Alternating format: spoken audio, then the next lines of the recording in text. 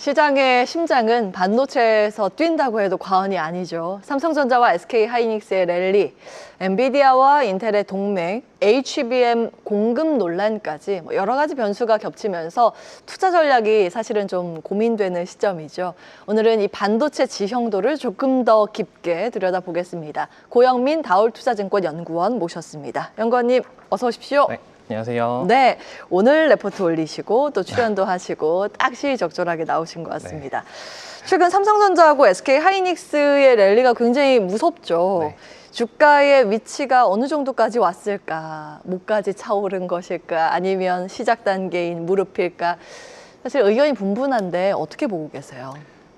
사실 이제 지난 2주간 저희 업종 주가가 좀 강하게 그리고 빠르게 오르다 보니까 이제 그런 고민을 대부분 좀 많이 하시는 것 같아요. 근데 이제 주가를 생각했을 때 항상 주가는 결국 예상되는 실적 대비 상대적인 위치가 어디냐를 보는 게 결국 주가의 뭐 비싸다 안 비싸다를 평가하는 거기 때문에 현재 시점에서 지난 2주 동안 저희 업종이 반등하는 과정에서는 26년 내년도에 범용 수요, 레거시라고 부르는 그 수요에 대한 추정치가 상향되는 과정에서 함께 동반한 주가 상승이기 때문에 그것 대비해서 지금 주가 수준, 즉 밸류에이션 관점에서 놓고 보면 그렇게 부담스러운 구간이 아니고 오히려 그 추정치 변화의 초입 구간이다, 그렇게 생각을 합니다. 예, 지금 일단 실적에 대한 추정치가 상향 조정되고 있기 때문에 주가는 이익을 따라 움직이는 성향상 아직은 랠리의 시작점이다, 이렇게 보셨습니다. 네. 하나하나 이슈 분석하면서 근거들을 조금 더 명확하게 저희가 정리해 보겠습니다. 엔비디아하고 인텔 동맹에 나섰잖아요. 네. 지분 인텔에 50억 달러를 투자하기로 했는데 여기에서 인텔 파운드리가 좀 빠지기로 했거든요. 네. 그래서 삼성전자 입장에서는 그나마 다행이다, 뭐 이런 시각도 있고. 그럼 진짜 삼성전자의 관점에서는 이 이슈를 어떻게 봐야 하는가? 굉장히 이제 셈법이 복잡해지고 있는데 어떻게 풀이하고 계세요? 일단은 말씀 주신 대로 단기적으로는 그렇기 때문에 그 어떤 안 좋은 영향, 부정적인 영향에 대해서는 좀 제한적이라고 생각을 하고요. 다만 이제 그 생각할 수 있는 부분은 단기적으로는 그렇지만 중기적으로 이 상태로 끝날 거다라고만 보기에는 좀 어렵다라고 생각합니다. 그 말인즉슨 결국 현재는 그냥 그 팹리스 단에서 결국은 설계를 하는 그 협업을 하는 거지만 결국 궁극적으로 그게 파운드리까지 확장될지 아닐지는 관찰이 좀 필요하다라고 생각하고요. 이런 점에서는 단기적으로는 영향은 제한적, 그러나 중기적으로는 관찰이 필요하다라고 생각합니다. 계속해서 봐야 하는 잠재적인 리스크 요인은 맞군요. 네. 그래서 어떻게 진행이 되는지 여부, 그리고 이런 반도체 사이클상 영향을 줄 만한 이슈인지도 조금 더 따져보도록 하겠습니다. 그 HBM에 대해서 사실 지금 주가의 강세 흐름을 견인한 건 사실 레거시 쪽이잖아요. 근데 맞습니다. 이제 요즘에 걱정되는 부분은 HBM이 내년 가면 이게 공급 과잉돼서 가격이 떨어질 것이다, 막 이런 이야기가 나옵니다. 여기는 어떻게 보세요? 일단 사실 뭐 이런 우려가 왜 생겼는지부터 좀 한번 생각을 해볼 필요가 있을 것 같아요. 근데 이제 결국은 기존에 지난 2년 동안은 SK하이닉스 중심으로 공급이 됐던 그 구도에서 후발주자들이라고 할 수 있는 이제 삼성전자 그리고 마이크론의 진입이 향후에 조금 더 유력하다라고 하면 거기서는 당연하게도 공급에 대한 부담이 생길 수 있다라는 게 이제 이런 우려가 생겼던 부분일 것 같고요. 그렇다면 이제 여기에 대해서 생각해 볼 부분은 과연 이제 내년이 됐을 때 수요와 공급 같이 놓고 비교했을 때 무작정 공급자들이 많아진다라고 해서 과잉일까 아닐까, 이제 이 부분이 중요할 것 같습니다. 수요 측면에서 놓고 보면 저희는 가시적으로 26년, 27년까지 HBM 수요는 성장한다라고 보고요. 근데 결국 HBM4가 내년부터 시작해서 매년 세대가 계속해서 업그레이드가 되는 과정에서 사실 공급자들 입장에서도 수율이나 이런 기술 측면에서의 부담 요인들은 사실 계속 마찬가지로 증가합니다. 그렇기 때문에 단순하게 뭐 공급자들이 늘어난다라고 해서 전체 총 공급이 갑자기 많아지는 이런 요인이라고 보기에는 기술적인 측면에서 접근해 보면 좀 제한적이다라는 생각을 저희는 하고 있고요. 그래서 결론적으로 지금 당장에 그런 우려가 형성이 됐지만 궁극적으로는 사실 내년에 우리가 확인할 결과는 그렇지 않다라고 좀 보고 있습니다. 지금 우려가 과하다 이렇게 보셨네요. 계속해서 AI 사이클은 확장 국면이기 때문에 첨단 반도체에 대한 우려감도 좀 덜어낼 필요가 있다라는 말씀이시고, 또 한 가지 엔진이 구형 반도체잖아요. 최근 뭐 D램 또한 낸드가 또 시장의 주가의 탄력성을 더하는 이런 무기가 되고 있는데 이게 맞아요? AI 때문에 여기에 반도체가 다 들어가니까 기존의 레거시 반도체 부족하다라는 논리거든요. 이 현상이 언제까지 지속이 될까요? 일단 사실 오늘 저희가 발간한 자료가 이 내용을 좀 다뤄놓은 건데 이제 최근의 시장의 흐름을 말씀 주신 대로 AI 수요, 특히나 추론 수요가 커지는 과정에서 기존의 D램 외에 낸드까지도 그 수요의 그러니까 온기가 좀 확산이 되는 모습이 나올 거다라는 부분이 이제 지금 시장의 기대이고요. 근데 저희가 생각하는 흐름은 사실은 이러한 ESSD로 오고 있는 그런 수요의 영향이 냉정하게 지금 시점에서 AI의 영향 때문이라기보다는 하드디스크에 대한 그 쇼티지 현상이 불러일으킨 어찌 보면 상대적인 SSD의 가격 매력도가 높아지면서 발생한 수요라고 생각합니다.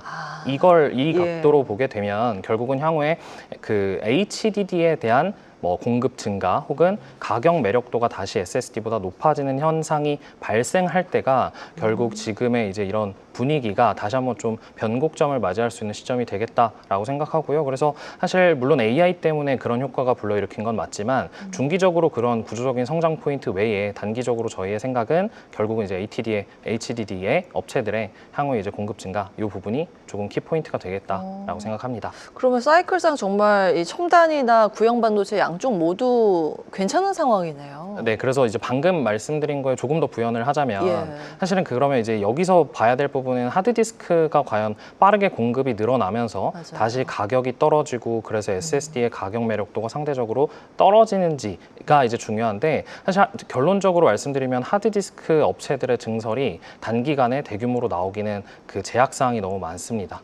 그래서 사실은 그 보수적으로 보더라도 이제 26년 하반기부터 그 다음에 대한 부분이 생각할 수 있고 유의미한 물량 기준으로는 27년부터 영향이기 때문에 저희는 내년까지는 최소한 보수적으로 보더라도 이 사이클의 양상은 지속된다라고 좀 생각을 합니다. 피크에 대한 논의는 2027년에 가서야 그때 다시 봐야 하는 부분이라고 보셨기 때문에 편안하게 볼 수 있는 반도체 사이클 상승 구간 이렇게 결론을 내릴 수 있겠습니다. 자, 종목에 대해서는 오늘 발간할 레포트 보니까 최선호주를 SK 하이닉스를 꼽으셨더라고요. 네. 지금 외국의 뭐 CT도 그렇고 모건 스탠리 대부분의 IB 쪽에서는 최선호주가 삼성전자거든요. 네. 좀 다른 의견입니다. 그 근거가 궁금한데요. 네, 뭐 그렇다고 이제 삼성전자에 대한 비선호 의견은 아니고요. 저희도 차선호 의견으로 차선호. 말씀을 드리고 예. 다만 이제 결국 이 기술 경쟁력, 그러니 이제 이번 사이클의 특징은 과거에는 그냥 범용 수요, 레거시 수요가 혼자서 만들었던 사이클이라고 한다면 이번 사이클은 두 가지 수요, AI 수요와 그다음에 이 레거시 수요 두 가지가 복합적으로 만들었기 때문에 결국 이 레거시 수요를 벗어내고 AI 수요만 놓고 봤을 때 다시 한번 기술 경쟁력에 대한 부분이 부각이 될 수밖에 없습니다. 그런 면에서는 아까도 말씀드렸지만 향후에 이제 내년부터 HBM4 같은 다음 제품이 전개될 때 기존의 기술 경쟁력에서 그 입지를 공고히 하고 있는 SK 하이닉스에 대해서 그렇기 때문에 저희는 여전히 좀 최선호 입장으로 좀 말씀드리고 있습니다. 예. 기술도 실적도 1등인데 그 1등 유지할 것이다 라는 네. 관점에서 최선호주 SK 하이닉스 그리고 나서 이제 차선호주로 앞서 말씀 주신 삼성전자였습니다. 네. 삼성전자는 어떤 내용을 중심으로 볼 필요가 있을까요? 삼성전자의 경우는 이제 뭐 오늘도 계속 화두가 되고 있지만 예. HBM3 12단에 대해 진입이 어떻게 될지 그리고 네. 향후에 이제 내년으로 넘어가면서 다음 제품인 HBM4에 대해서 어떻게 진입할지 이 두 가지가 1차적으로는 중요할 것 같고요. 예. 그리고 이제 두 번째는 결국은 최근에 반도체 업종 전반적인 상승세를 만들고 있는 이유인 이 범용 수요에 대한 기대가 언제 구체화가 되느냐 이 부분이 결국 관건인데 예. 이제 그러한 면에서 결국 그 뒷받침이 돼주는 1차적인 범용 수요는 안정적으로 내년까지 기대를 해볼 수 있는 상황이 마련이 됐기 때문에 여기서 이제 그 다음 중요한 건 AI 쪽 HBM에 대한 진입 여부가 좀 중요하겠습니다. 그거 HBM3E가 어제까지만 하더라도 뭐 통과됐다라는 소식이 보도가 일부 매체를 통해서 전해졌었는데 오늘은 또 일부 매체에서는 통과 안 됐다라는 보도도 있고 이게 네. 참 어려운데 이 상황들을 우리가 어떻게 알 수 있는 걸까요? 네, 저도 어렵습니다. 그래서 사실 이제 생각을 해보면 현재 이제 진행 상황을 좀 생각해 봤을 때는 네. 어느 정도 유의미한 그 어떤 좀 단계는 좀 넘어간 부분은 좀 맞다라고 저희는 판단하고 있고요. 예. 그렇기 때문에 향후에 이제 근시일 내에 이 관련 결과가 공식적으로 좀 확인될 수 있지 않을까라고 저희는 추정을 좀 하고 있습니다. 공식적으로 기업이 밝히는 입장을 확인을 해야만 좀 알 수 있는 부분이겠네요. 네, 그리고 뭐 언론 보도를 통해서일 수도 있고요. 아니면 예. 다음 달 실적 발표가 예정되어 있으니까 그 자리에서 또 한번 좀 확인할 수 있지 않을까 그렇게 생각합니다. 예, 공식 발표 내용을 좀 기다려볼 수밖에 없겠습니다. 네. 네, HBM3E 12단 콜 테스트 통과 소식이 나오기를 기다리면서 관세 이슈로 넘어가겠습니다. 트럼프 대통령이 자꾸 구두로 관세 매길 거야. 막 이렇게 바이오도 그렇고 반도체도 그렇고 이렇게 이야기는 하는데 네. 이건 어떻게 봐야 될까요? 일단은 사실 저희도 이게 네. 어떤 시나리오 측면으로 생각을 해야 된다라고 생각할 정도로 지금 시점에서 하나를 확정해서 보기는 되게 어렵다라고 생각을 합니다. 그래서 예. 사실 뭐 답변 자체가 저도 이제 드릴 수 있는 게 되게 불확실성 속에서 드릴 수밖에 없을 것 같고요. 대신 뭐 이전과 다르게 이번 AI라는 수요가 굵직하게 만들어지고 있는 양상에서는 네. 결국 AI 수요는 이런 불확실성과도 상대적으로 영향을 안 받는 상태에서 만들어지고 있는 어떤 산업의 큰 줄기입니다. 그렇기 때문에 과거 대비해서 이런 불확실성에 대한 연동성, 노출도가 사실 반도체 업종 입장에서는 상대적으로 좀 덜할 수 있겠다는 최소한 기대할 수 있지 않을까 봅니다. 예. 자, 그럼에도 불구하고 사이클 산업이니까 반도체 사이클 구간을 좀 봐야 된다라는 의견이시고, 가격 전략 한번 가볼까요? 오늘 삼성전자, SK하이닉스 모두 네. 목표 주가 상향 조정하셨더라고요. 네. 얼마까지 좀 보고 계세요?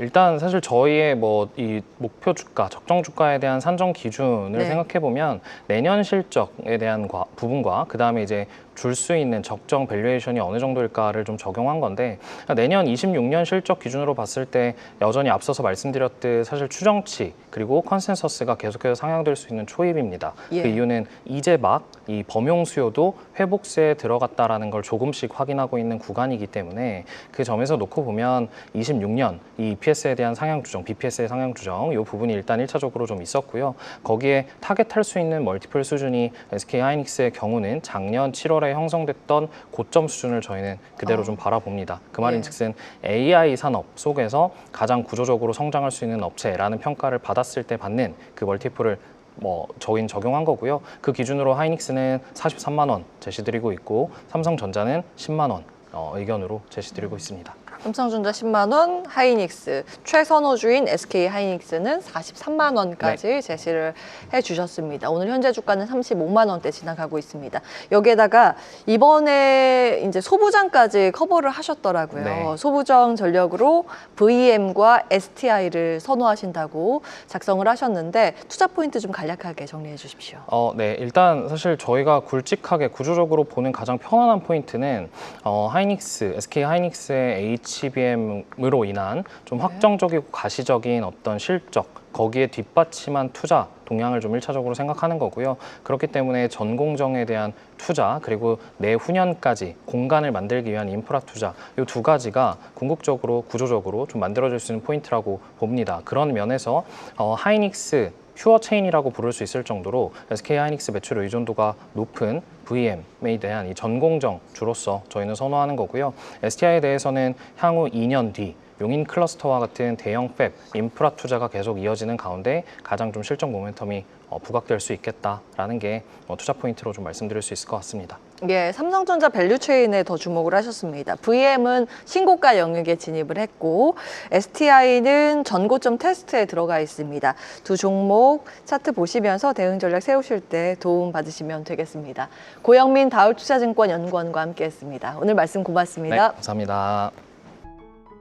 계속해서 다양한 경제 이슈를 알고 싶다면 구독과 좋아요, 알림 설정 부탁드립니다. AI 캐스터 권미정이었습니다.